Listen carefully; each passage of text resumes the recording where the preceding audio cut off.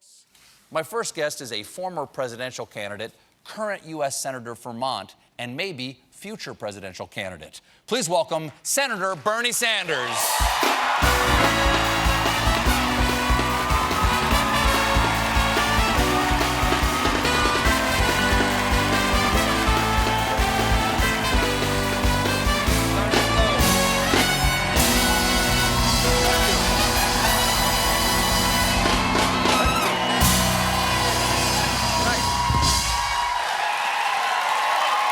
Thank you.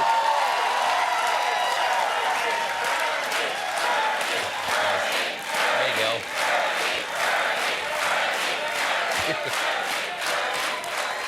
You must get that when you order a sandwich in Manhattan now. So nice to see you again. I haven't Good seen to be you with since, you. And by the way, congratulations on the book and helping the hurricane visit. Well, I'm so glad that these people out here did it. They bought the book. And we want to help the people of the Carolinas, Florida, and Georgia recovering from those hurricanes. Now, I haven't seen you since the midterms. How are you feeling about how the Democrats did this time around? A lot better now than before the midterms. Yes? Democrats won some 40 seats in the House, now control the House, won 7 governor's seats, won several hundred seats in state legislatures all over the country. So I think people took a Trump, as I recall, said, this election is about him. It was, he lost. That's a good thing. By a big margin, too. It's not only lost, but lost by a big margin. Evidently, it's the largest actual vote total margin ever in midterms, and at 8.6%, it's the largest percentage win in 32 years. And the point you're making is actually the results would have been better if we did not have this outrageous level of gerrymandering, which exists all over this country, and voter suppression, efforts to try to make it harder in our democracy for people to vote, which is an outrage which we have got to deal with immediately.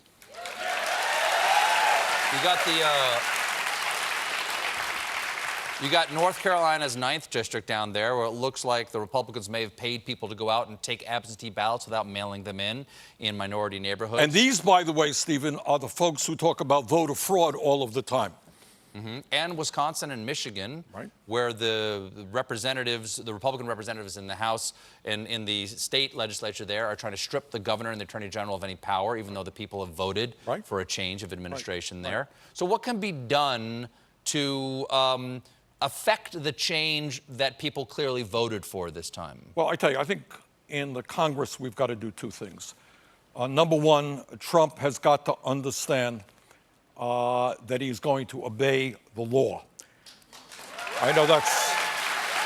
I'm not sure... that's a pretty radical... That is a high bar. That is a high bar. And that means that the Democrats in the House, I know, will start holding him accountable. I mean, questions like making certain that the Mueller investigation is not interfered with, that Mueller is allowed to do his work, asking interesting questions as to whether Trump's affinity for dictators all over the world is based not just on his authoritarian tendencies, but maybe financial interests in Russia and Saudi Arabia. But can the House get his tax returns? Yes, they can. Yeah, well, that's an interesting question. Thank you. But in addition to all of that, in my view, I speak only for myself, there are many millions of people from one end of this country to the other who are hurting economically. We've got 30 million people who have no health insurance. People cannot afford the outrageous cost of prescription drugs.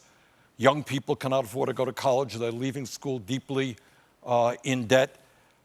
We have people working 2 or 3 jobs trying to take care of their families. And we have, as recent reports indicated, in the terrible disasters that we saw in California, we know that climate change not only is real, but what the scientists tell us, we have a short period of time. They talk about a dozen years to transform our energy system away from fossil fuel to sustainable energy and energy efficiency. That's what we have got to do. And what I hope is that the Democrats become aggressive in developing an agenda which takes on the billionaire class, takes on corporate America, and creates a government that works for all of us and not just the few. Well,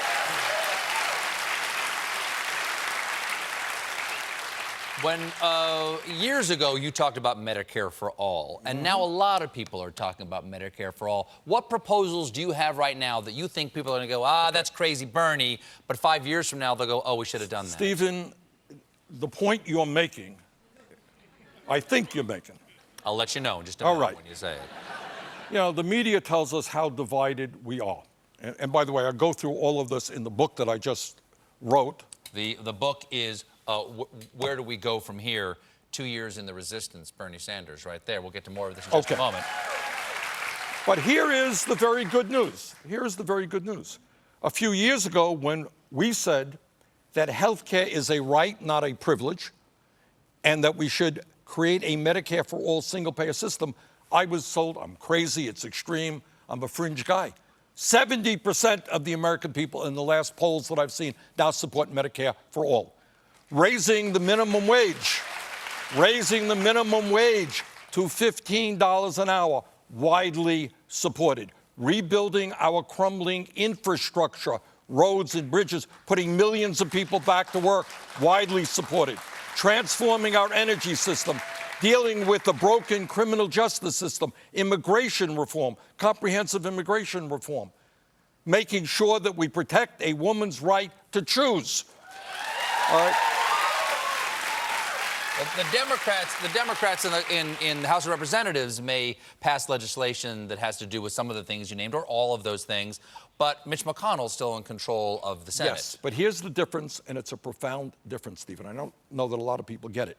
Right now, the Republicans in the House have really nothing to say to ordinary working people except maybe trying to throw 32 million of them off of the health insurance they have or giving tax breaks to billionaires. So we're not getting anything from the House that's meaningful. That is going to change. And it is one thing for a Republican in the Senate to do nothing. You can get away with that. It's another thing to have to vote against providing health care to all, lowering the cost of prescription drugs, making sure that our kids do not leave school deeply in debt, dealing with criminal justice. That is the profound difference. But do they have to vote, or can Mitch McConnell say, I'm not going to bring it to a vote? There will be enormous pressure. If the Democrats, for example, move us in the direction of Medicare for All, and Mitch McConnell chooses not to do anything, there will be enormous pressure all over this country on Republican senators. Do the right thing. Do what the House did. It seems like every day there's a new climate report. Yes. And each one gets more dire than That's the right. last.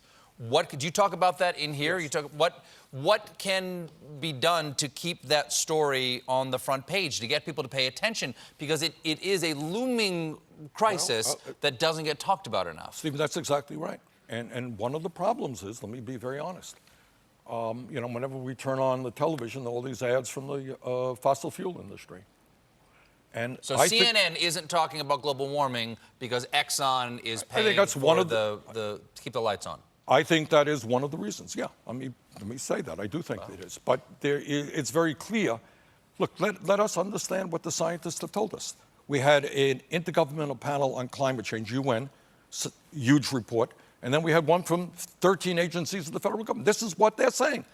They're saying that if we do not get our act together in 12 years, that the damage done to this planet, the planet we are going to be leaving our kids and our grandchildren, will be irreparable. What they are saying is that terrible fire, the wildfires we saw in California, and I talked to some people who were there, who thought they were going to die, came into my office. Unbelievable. It was, the woman described it as an apocalypse. She thought she was going to die.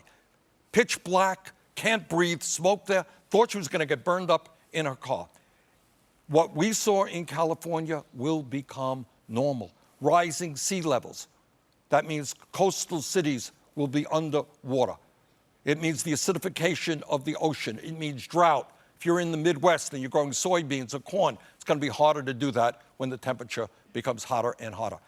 But that's the bad news. The good news is we now know and we have the technology in terms of sustainable energies like solar and wind, geothermal. We know how to weatherize our homes. We know how to electrify our transportation system. We can create millions of jobs in this country, leading the world. And this has to be an international effort to transform our energy system. But this gets back to campaign finance. We have got to have the guts to take on the fossil fuel industry that has spent hundreds and hundreds of millions of dollars in lobbying and campaign contributions. Those guys don't mess around. They do not mess around. And they are more concerned. This is unbelievable when you really think about it, how sick it is that they are more concerned about their short-term profits than the future of this planet. We got to stand up and tell them that is going to change. Well, we have to take a break, but don't go away. We'll be right back with more Senator Bernie Sanders.